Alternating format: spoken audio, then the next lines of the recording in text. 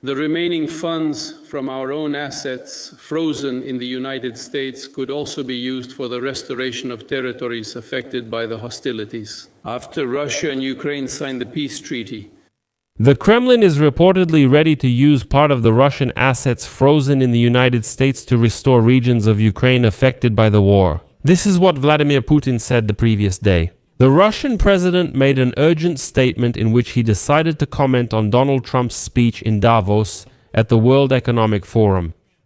He spoke about the creation of the Peace Council, commented on Greenland and Donald Trump's plans to buy this territory, and also expressed his opinion about today's negotiations that will take place in Moscow. Because Donald Trump's special envoys, Stephen Vitkov and Jared Kushner, have already arrived in Moscow. At the same time, Donald Trump and Vladimir Zelensky will meet in Davos. European leaders will likely be there, and peace agreement negotiations will occur at the same time. And the day before, Donald Trump stated that supposedly Putin is already ready to sign, and now Putin is really dodging, and this urgent address was recorded and published for a reason, specifically before Vitkov Kushner's visit to Moscow, because the Kremlin is now trying to bribe Donald Trump. Putin declares that he is ready to allocate $1 billion from frozen Russian assets for membership in the new Donald Trump Peace Council. And the remaining money can be spent on restoring Ukrainian territories. But here's the catch. Not just any territories, but those located in the so-called Special Military Operation Zone, that is, the Special Military Operation as Russians call it, the war of Russia against Ukraine. Putin states that $1 billion from the frozen Russian assets should be allocated for membership in the Donald Trump Peace Council.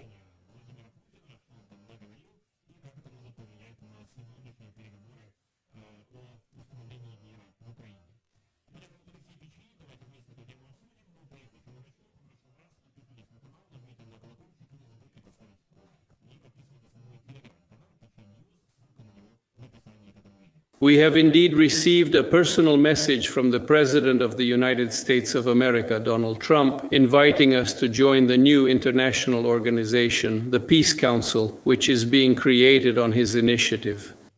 So, Vladimir Putin made an urgent statement about Donald Trump's Peace Council, about Greenland, and about today's upcoming negotiations regarding the Peace Council. It is already known that Donald Trump invited him there. Of course, no one asked Putin anything about Greenland, but he decided to give Donald Trump a historical overview to tell him how much Alaska was bought for and how much Greenland would cost today. And of course, he talked about how the evil Danish colonialists oppressed the unfortunate Greenlanders. That's why they all want to go to America, although in reality, that's not the case. The latest sociological surveys in Greenland, which I remind you has a population of 56,000 people, showed that 85% of Greenlanders would prefer to remain part of Denmark. And only 6% of Greenlanders said they wouldn't mind becoming part of the United States of America. Here, I'd say Vladimir Putin clearly made a big mistake. Well, first of all, Donald Trump knows perfectly well without his advice how much Greenland would hypothetically cost if it were really for sale, and he definitely knows how much Americans paid for Alaska back in the 19th century. Well, the second point I would like to draw attention to is that it's already too late for Putin to say anything about Greenland. Because the United States of America and NATO have announced a deal, and this deal clearly isn't about buying or seizing Greenland, Putin is late with his advice. Well, at least by one day. And here, let me remind you a little about what this is about. The thing is, Trump, the day before on Wednesday evening, announced that he was canceling tariffs on European countries. After negotiations with Mark Rutte, who is the NATO Secretary General, he also announced a deal on Greenland. Next, I'll quote his statement following a very productive meeting with NATO Secretary General Mark Rutte. "We've formed an association as a foundation for a future deal on Greenland and the Arctic region. If this decision is implemented, it will greatly benefit the United States and all NATO countries. Therefore, I will not impose tariffs. The additional discussions scheduled for February 1 will be held regarding the Golden Dome.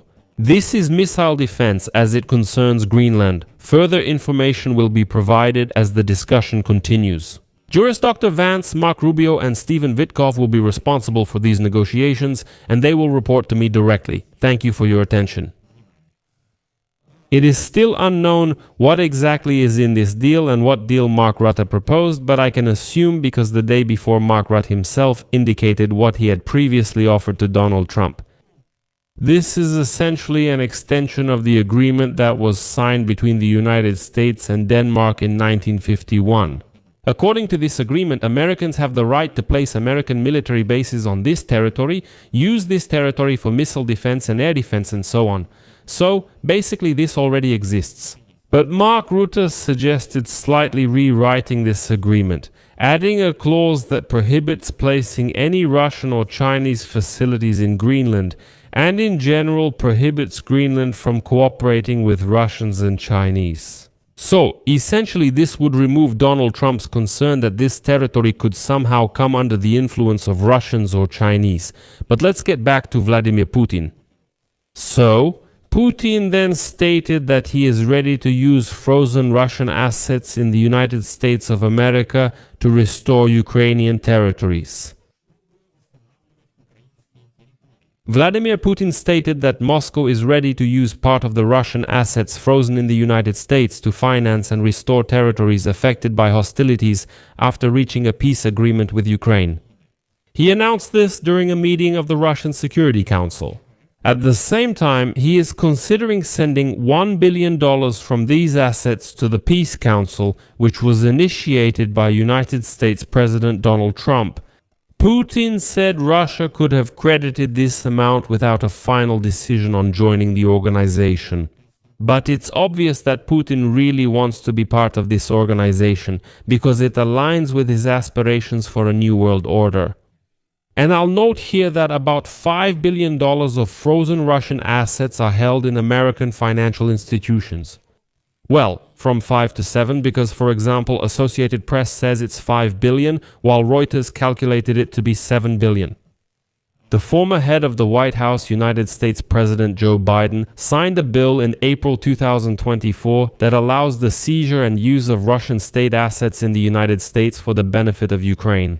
And so Putin, understanding all this, makes the following statement, quote, "The remaining funds from our own frozen assets in the United States could be used to restore the territories affected by the hostilities." After the peace treaty between Russia and Ukraine is signed, this possibility is also being discussed by US with representatives of the administration. And I should note here that on January 22 today, the United States President's Special Representative Stephen Vitkov and Trump's son-in-law Jared Kushner are expected to arrive in Moscow to continue negotiations with the Russians on resolving the war in Ukraine. At the same time, Donald Trump will be holding negotiations with Volodymyr Zelensky in Davos, and most likely these will be synchronized negotiations. And Putin is clearly trying to bribe America. I'm so generous that I'm ready. Out of these $7 billion frozen in the United States, he will give one to Trump for membership in the Peace Council and another $6 for the reconstruction of Ukraine. But now information has already appeared that Putin meant the occupied territories of Ukraine. He says we'll spend this money on restoring the occupied territories which were destroyed by Russia itself, so there's a certain trap here. And considering Stephen Vitkov's position, well, we need to be very careful about these negotiations. Why is that? Because Stephen Vitkov just recently in Davos, when he was asked, listen, do you really believe that Putin is ready to sign a peace agreement? Considering that he continues to actively strike at Ukraine's energy sector, trying his best to create a humanitarian catastrophe in Kiev? To this, Stephen Vitkov replied, listen, well, this is war. They're shooting at each other. It's hard for both peoples, for Russians and Ukrainians. You know, things are hitting Russians too, so why are you only talking about Ukraine? You know what I mean? Vitkov equated the victim and aggressor, saying, it's hard for both sides. Don't just think about the victim, consider the aggressor too. This position is absurd. Russia has continued attacking critical infrastructure, especially energy facilities, leaving thousands or even millions of Ukrainians without power or heat. Do you think Putin is truly here for a peace deal? First of all, they're in a war, and so they're shooting at each other. And we don't condone that. I mean, we think it's unfortunate. Think people, you're right, are suffering on both sides. It's cold there, and not to have heat is terrible. And we've got to correct all of these things. But a peace deal corrects it. And the president is focused on that peace deal. It's a very, very important part of his agenda from a foreign policy standpoint. And here I would note that from Putin's side, this is a certain method to drive a wedge toward Donald Trump under the pretext of supporting his initiative called the Council of Peace. What is really bad and what might work for Putin is his statement about being ready to invest frozen assets in the post-war reconstruction of territories affected by the fighting. At the same time he is leaving this loophole, it's unclear whether he means territories controlled by Ukraine or the occupied ones. For Putin, this is just a way to show his supposed willingness for peace and once again shift blame to Ukraine, claiming they are the ones refusing. The problem is that Trump has already fallen for such tricks more than once. So today, we can expect that Stephen Vitkov, when he returns from Moscow, or maybe even right in Moscow, will say, "Listen, we've made significant progress again.